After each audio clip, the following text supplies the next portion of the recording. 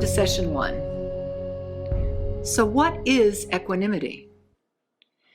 Well, it's a state of even-mindedness. It's a quality of remaining calm and undisturbed in the face of life's challenges.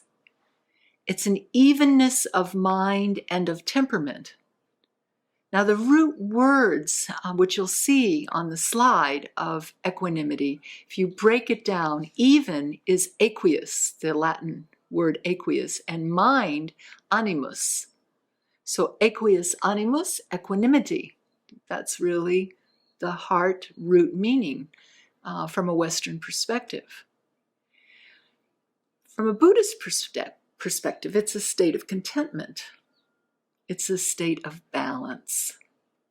It's a sense of composure, and it's a peace of mind that's not easily disturbed or clouded by the ups and downs of everyday life.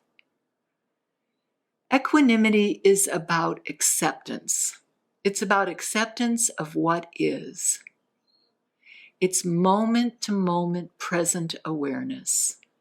It's not just mindfulness of your inner thoughts and feelings and sensations, although that's very important, but it also includes a spacious awareness that has no boundaries. So it's both of those levels of awareness. And in order to achieve that sense, it takes a certain kind of spiritual warriorship. Because we have to confront our demons. We need to clear the obstructions within our mind.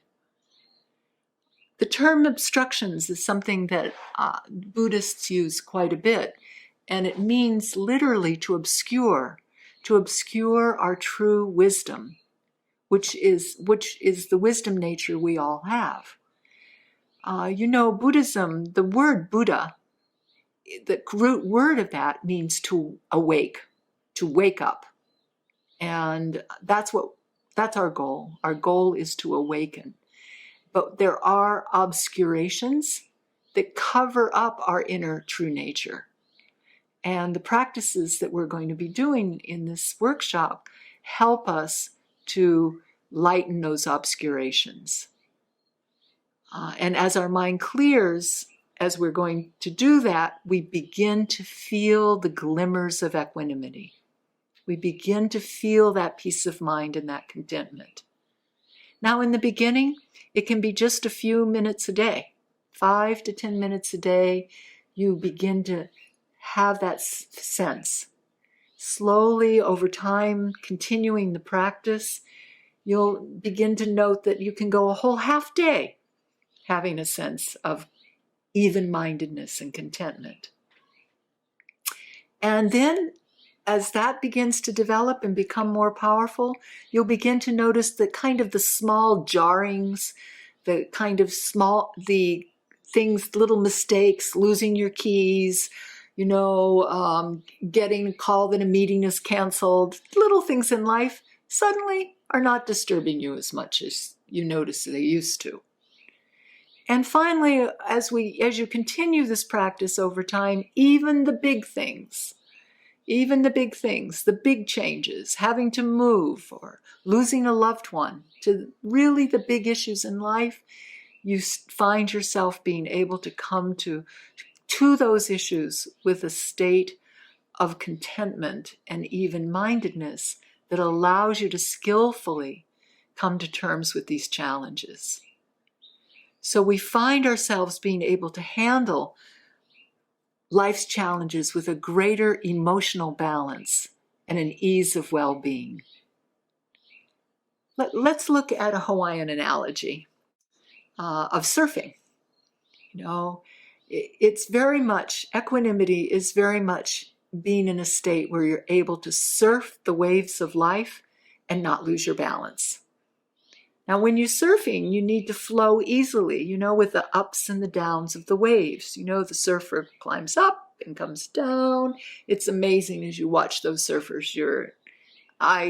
To this day, in amazement as I watch the surfers ride these waves. But this is an analogy for our own life, and we can ride the waves of our own life.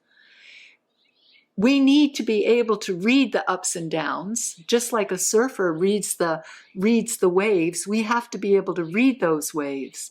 We can't read them if we're in a state of chaotic mind. But if we're in a state of even-mindedness, we can. We can read those waves and we can flow more easily and more balanced as they come at us. And we will also experience that. We do experience that in our life, crashing. But if we trust our inner knowing that we can rise to the surface and be ready to catch another wave in the same manner, that's equanimity. And that brings a confidence and a security, an inner security in life that is immeasurable. So, the key is not panicking and stressing out. In surfing, if you panic or you stress out, you could drown or get seriously hurt. Well, it's the same in life. If we lose our sense of balance, if we allow destructive emotional reactions to flood our mind and our body, when we get stressed and panicky and fearful, we easily lose sight of what's the right thing to do. And we can easily drown by letting our fears and our knee-jerk reactions take us over. So equanimity is, in Tibetan Buddhism, considered the first of what are called the four immeasurables. And it's a state of mind that's immeasurable because it's not possible to measure the incredible value and enrichment they bring to our lives. Tibetan Buddhism says we need to start with equanimity. It's the foundation for the other three, which then follow in the order of loving kindness, compassion, and sympathetic joy. The reason equanimity is first is because it's a state of unbias. We don't discriminate or bias our view toward others. We drop judgment and we drop criticizing. We keep our ability to discern.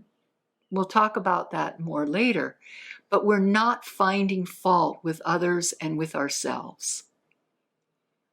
The reason we can't have true and authentic loving kindness or compassion or sympathetic joy toward ourselves or toward others if there exists a bias of favoritism, of hostility, or indifference toward others.